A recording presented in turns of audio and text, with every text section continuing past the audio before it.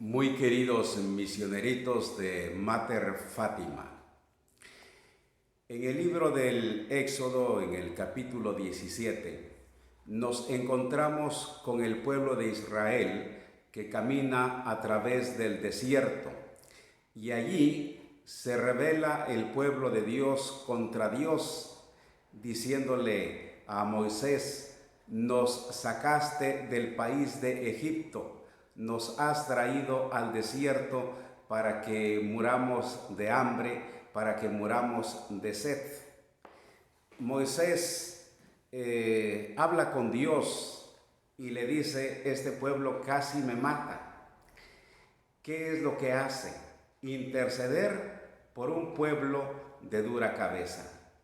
Y Dios, que escucha siempre el clamor de su pueblo, sobre todo en los momentos de gran necesidad, le dirá a Moisés: golpea con el cayado la roca para que brote agua y pueda beber el pueblo y también el ganado. Y a este lugar se le llamó Meribá, que significa lugar de amargura, porque allí el pueblo tentó a Dios preguntándose: ¿está Dios o no está Dios con nosotros? A lo largo de nuestra vida, queridos niños, también nos encontramos con este tipo de situaciones, momentos de desesperación, momentos de angustia, momentos en que también podemos sentirnos como abandonados por Dios. Y no es que Dios nos abandone, sino que somos nosotros los que lo abandonamos, ya que su presencia permanece siempre en medio de nosotros. Dios nos socorre siempre al despuntar el alba. Hoy, bendito sea Dios, nos hemos levantado con su gracia, hemos despertado a un nuevo día, a un nuevo amanecer, con nuevas ilusiones, con nuevas esperanzas. ¿Qué nos hace falta en nuestra vida?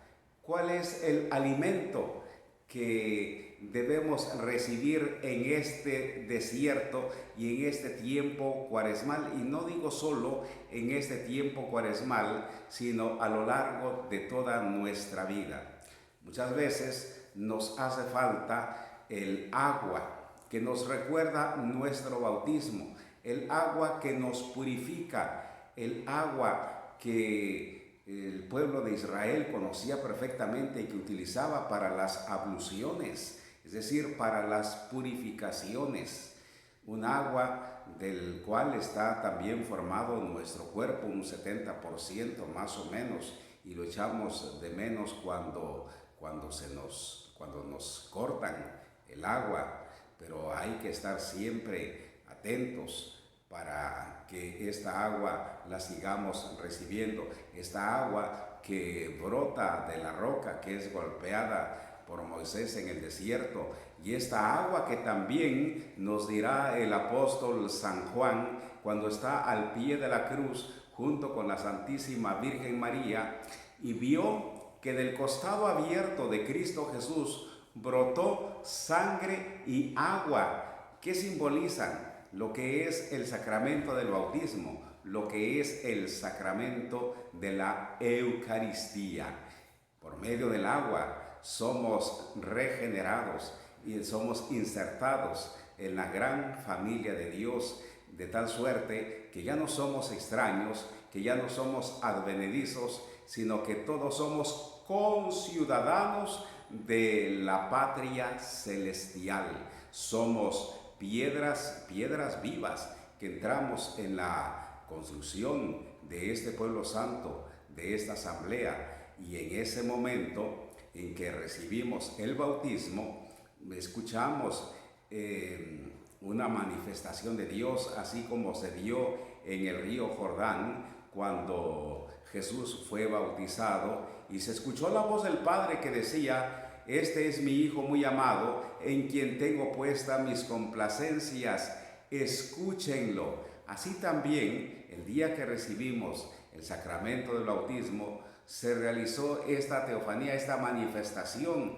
Escuchamos la voz de nuestro buen Padre Dios que nos dijo: tú eres mi Hijo muy amado, en ti pongo mis complacencias. Así también descendió sobre Jesús el Espíritu Santo en forma de paloma. Así también desciende el Espíritu Santo en forma de paloma que se posa sobre nosotros, que nos unge con el óleo de la alegría para hacernos mensajeros, para ser los anunciadores de su evangelio, como lo hacen ustedes con su vida tan sencilla, tan natural, viviendo la palabra de Dios, viviendo nuestro cristianismo allí en el lugar donde se encuentran, con su familia, con sus amigos. Brotó también del costado de Cristo Jesús sangre que está simbolizando la Eucaristía. El que come mi cuerpo y bebe mi sangre, dirá Jesús, tiene vida eterna, y yo lo resucitaré en el último día, porque mi cuerpo es verdadera comida y mi sangre es verdadera bebida. Allí en el desierto, el pueblo de Dios se rebeló entonces contra Dios, y se rebeló contra Moisés al grado que querían matarlo, según nos expresa la Escritura. Pero ahí está la oración de intercesión, que a pesar del rechazo, a pesar de todo lo que decían en contra suya, Moisés nunca abandonó al pueblo que le había sido confiado por Dios, llevarlo de la esclavitud hacia la libertad. Allí en el desierto, Moisés intercede por este pueblo, le pide a Dios que le mande pan, y Dios, que es rico en generosidad, que no se deja ganar, hace que del cielo caiga el maná, el pan bajado del cielo, y el pueblo sale cada mañana para recoger el pan y poder alimentarse. Pero como se da a lo largo de toda la historia, veces la misma avaricia, el querer tener más. Había quien llevaba más de lo que necesitaba para comer, y los que llegaban al final pues ya recogían poco maná.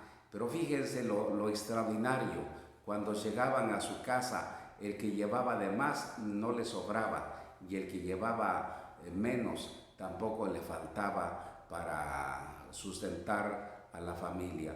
Hoy queremos pedirle a Dios que nos siga socorriendo con este pan de la palabra, con el pan de la Eucaristía. Así como cuando va en camino hacia Jerusalén y se conmueve al ver a la multitud, y le dice a los apóstoles: denles ustedes de comer.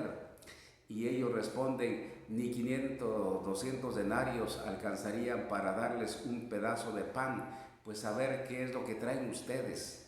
Y dirá los apóstoles: aquí está un muchacho que trae 2 pescados y trae 5 panes. Pero ¿qué es esto para tanta gente?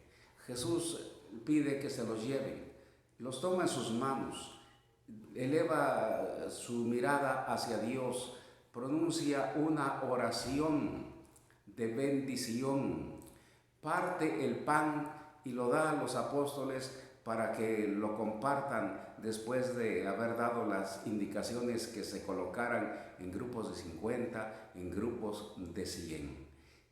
¿Qué simbolizan los pescados?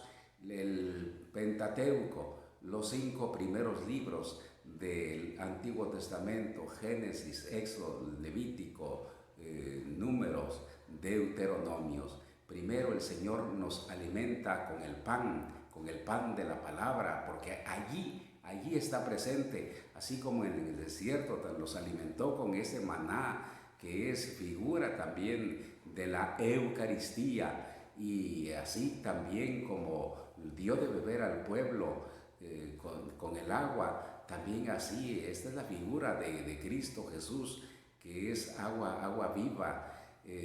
Cuando se encuentra con la mujer samaritana y empieza a platicar con ella y le dice, si conocieras el don de Dios y quién es el que te pide de beber, tú le pedirías y él te daría torrentes de agua viva, porque antes Jesús le ha dicho, mujer, dame de beber, y ella le dice, ¿cómo es que tú, siendo judío, me pides a mí de beber? Ya que sabemos que los judíos y los samaritanos no se hablaban, se odiaban.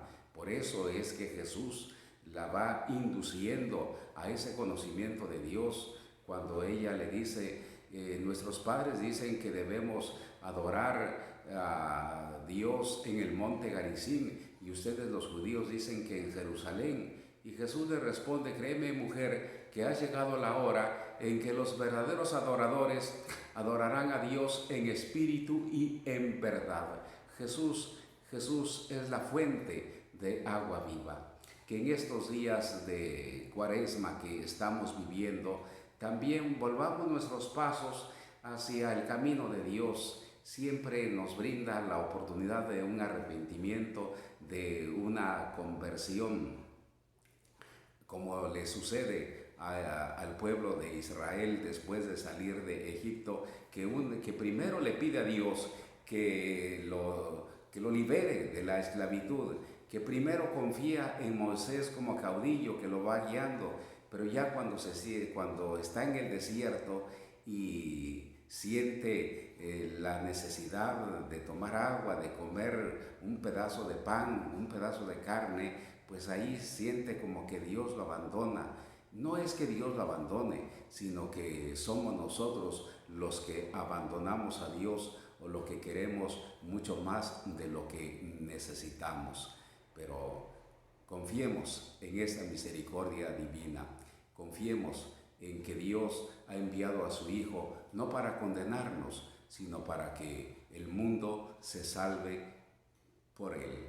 Que estos días entonces los podamos ir viviendo y podamos seguir alimentándonos del pan de la palabra, del pan de la Eucaristía, que recordemos lo que es nuestro sacramento bautismal y lo que es el sacramento de la Eucaristía, y que nunca falte un pedazo de pan en la mesa del más necesitado, y que nunca falte un vaso de agua para el que tiene sed, porque en estos tiempos debemos tener más sed de Dios y más hambre de Dios. Que los bendiga el Padre y el Hijo y el Espíritu Santo.